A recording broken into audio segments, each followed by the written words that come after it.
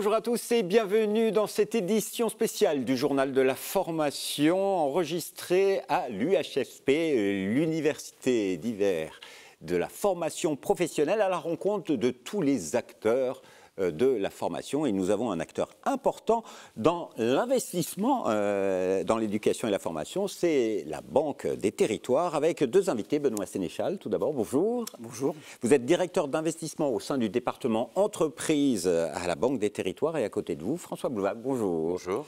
Vous êtes responsable du pôle inclusion numérique, ESS, formation professionnelle et éducation à la direction de l'investissement de la Banque des Territoires. Tout à fait. Alors, tout d'abord, Monsieur Blouvac, est-ce que vous pouvez nous rappeler le rôle de la Banque des Territoires dans l'écosystème de la formation, pour ceux qui ne connaissent pas encore tous les métiers de la Banque des Territoires? Oui, de la Banque des Territoires et même un peu plus largement de la Caisse des dépôts, dont nous sommes une entité. Nous intervenons avec trois grands métiers.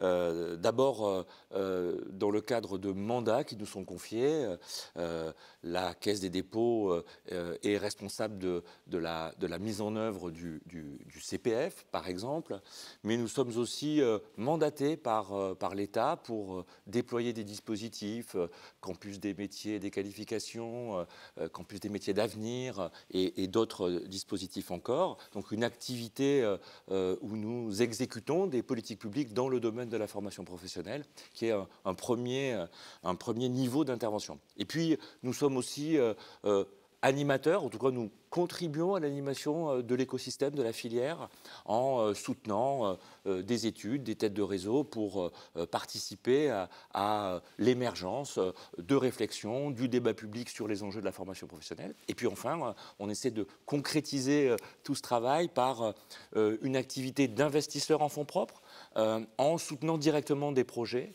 qui sont portés par des organismes de formation, avec une orientation privilégiée sur la formation continue et sur l'apprentissage. Alors, Monsieur Sénéchal, vous étiez ici sur ce même plateau il y a 2 ans. Vous nous expliquiez énormément de choses. On avait évoqué ensemble le plan France 2030, qui était à ses débuts. On a parlé des mutations économiques, des impacts sur la formation, le rôle d'investisseur. Est-ce qu'on peut tirer un bilan de tout ce qui a été fait au niveau de la banque d'investissement sur ces 2 dernières années Alors, il s'est passé beaucoup de choses depuis notre dernière entrevue. Alors, le plan France 2030 que vous évoquiez s'est considérablement mis en œuvre, et en tout cas pour ce qui concerne le volet formation que nous opérons, il est arrivé à un seuil de bonne exécution. En matière de formation, il y a plus de 180 lauréats. Absolument. Avec des choses assez extraordinaires. Sur la saison 1 de l'AMI Compétences et Métiers d'Avenir, et sur la saison 2 du même AMI, effectivement, un peu plus de 180 lauréats. Il y a de très belles histoires à raconter en matière de formation et de nouveaux métiers. Et diverses. Il y a des secteurs extrêmement divers qui sont adressés. Ce sur quoi j'ai envie d'insister, c'est les choses nouvelles que nous avons pu faire. La première, c'est qu'en matière d'investissement, François a évoqué notre rôle d'investisseur.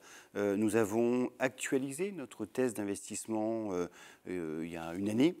De façon à la rendre plus lisible et peut-être un peu plus large que ce qui était permis auparavant. Notre action reste principalement dirigée, bien sûr, vers les publics fragiles et vers le soutien aux filières économiques des territoires, en particulier l'industrie et le rôle que nous pouvons jouer pour développer les compétences pour répondre aux besoins des métiers en tension. Mais nous avons souhaité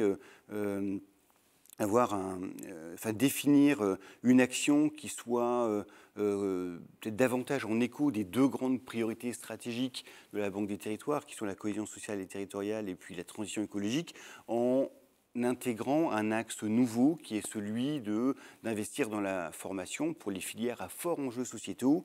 Et donc, nous ciblerons nos actions, nos prochains investissements sur la santé, le médico-social et la transition écologique. Ça c'est ciblé, mais sur ces 2 dernières années, est-ce qu'il y a eu des exemples d'investissements que vous avez faits justement dans ces domaines? Est-ce qu'il y a des exemples parlants? Absolument. Alors, je vous en citerai 2. Un premier exemple est celui d'Ecosystem. Ecosystem, c'est une entreprise qui est un organisme de formation qui est spécialisé dans les formations à l'agroécologie. Donc, ils vont former des agriculteurs, des techniciens de coopératives, des techniciens et employés d'entreprises du secteur agroalimentaire à l'agroécologie.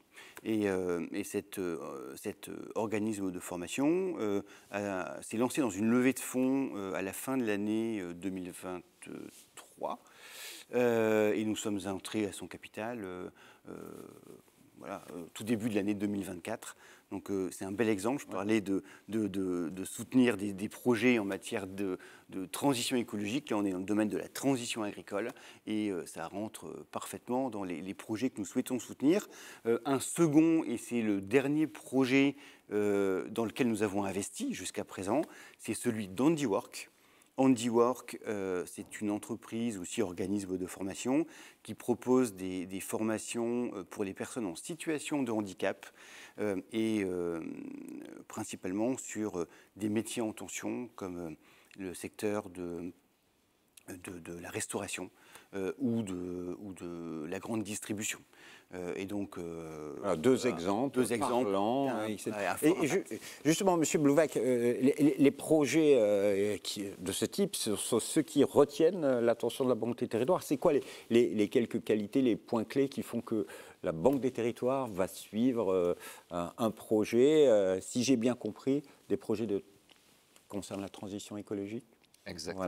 Voilà. La cohésion sociale des territoires. Quels sont les critères? Tout à fait. Peut-être pour continuer à illustrer les priorités qui ont été évoquées, on pourrait citer d'autres exemples. On a un petit peu parlé de l'industrie.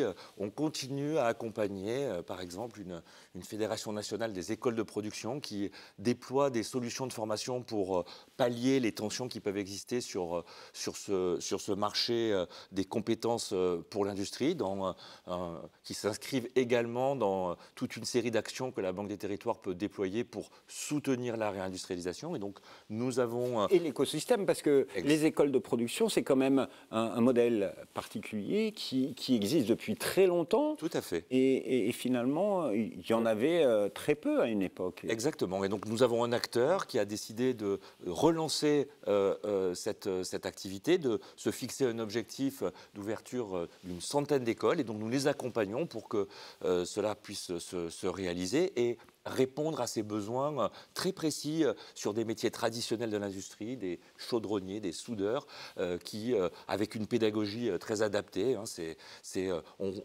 on apprend en faisant, et donc nous continuons à les accompagner. Et puis peut-être un autre exemple, dans le médico-social, récemment, notre directeur général, Olivier Sichel, a remis un rapport au ministère de la Santé et des Affaires sociales sur l'aide sociale à l'enfance. Et parmi les préconisations qu'il a portées, il y a un enjeu important de mieux répondre aux besoins de formation professionnelle de ces jeunes, d'une part, mais aussi de relancer l'attractivité des métiers qui encadrent et qui accompagnent ces jeunes. Et donc, typiquement, on est sur les priorités que vous me demandiez d'afficher, sur des questions de ce type pour privilégier les projets qui nous seront soumis et qui répondront à ces enjeux. Là, je suis curieux et je pense que certains organismes le sont aussi.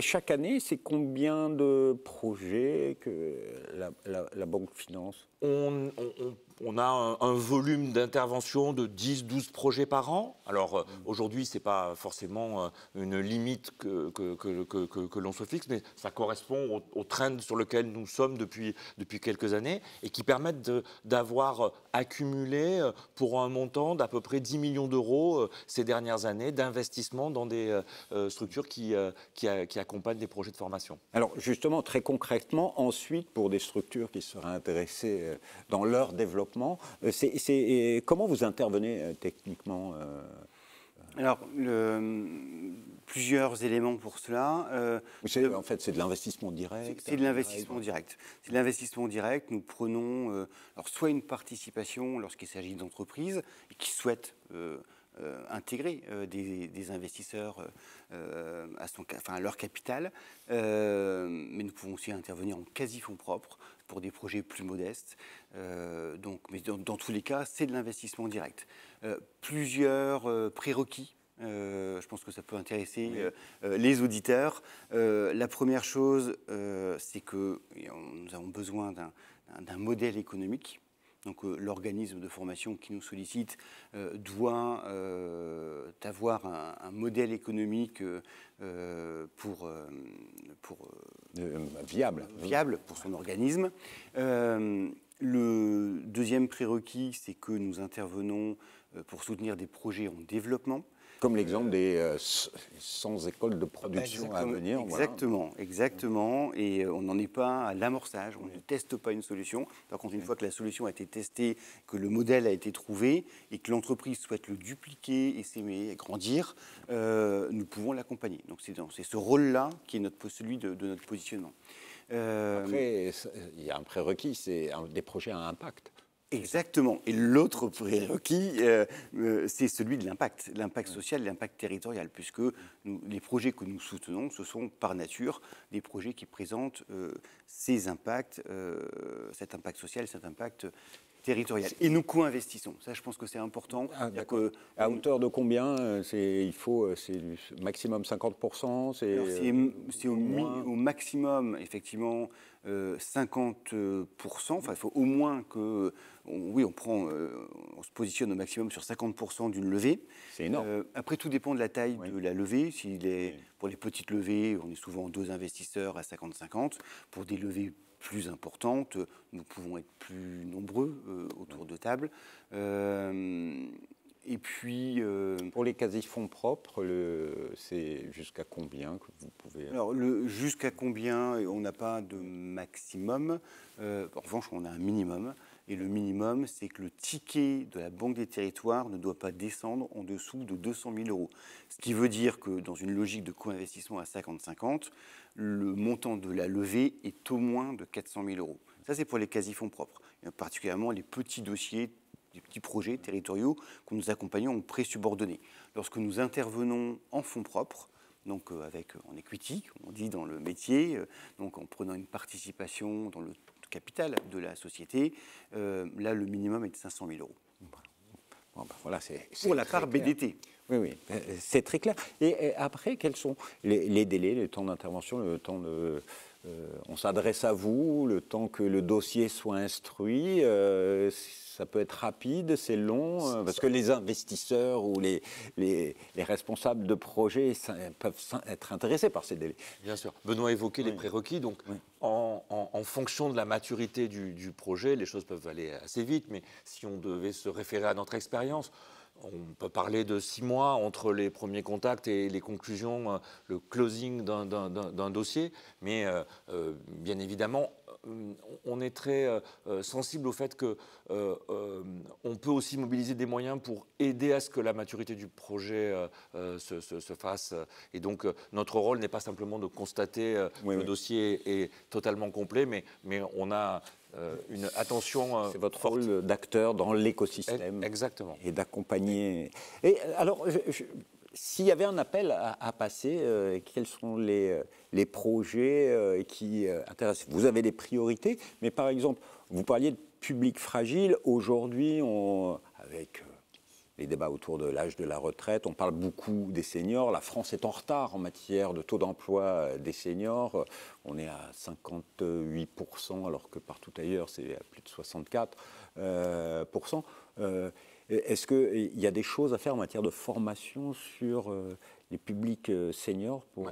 Le chiffre que vous évoquez suffit à donner une pertinence à ces projets. C'est vrai que nous n'avons pas eu beaucoup de sollicitations autour de ces projets jusqu'à présent, mais bien évidemment, on serait très intéressé d'être sollicité. Benoît évoquait notre positionnement. Nous ne sommes pas les initiateurs des projets, nous sommes là pour créer les conditions pour que ces projets puissent se développer. Donc, nous serions ravis d'avoir des sollicitations là-dessus. Benoît vient d'évoquer les prérequis. À partir du moment où on est dans les prérequis et qu'on arrive à faire la démonstration que l'impact social, sociétal est significatif, on est très attentif à l'étude des dossiers qui nous sont soumis. Alors, bon, je vais vous provoquer avec un projet spécifique senior, mais j'imagine que plein de formations, de projets que vous avez financés, il y a des seniors qui suivent ces projets de formation, par exemple dans tout le domaine de la rénovation écologique, j'imagine.